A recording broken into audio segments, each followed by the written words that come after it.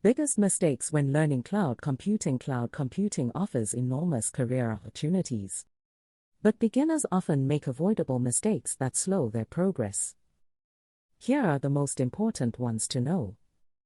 Mistake 1: trying to learn all 3 cloud platforms at once. AWS, Azure, and Google Cloud are each vast. Spreading your attention across all 3 leaves you with surface knowledge of everything and deep knowledge of nothing. Pick one platform and build real expertise before expanding. Mistake 2: studying theory without touching the console. Cloud skills are practical skills. If you are not building things in actual cloud environments, you are not learning cloud. Every major cloud platform offers a free tier. Use it from day one. Mistake 3: ignoring costs.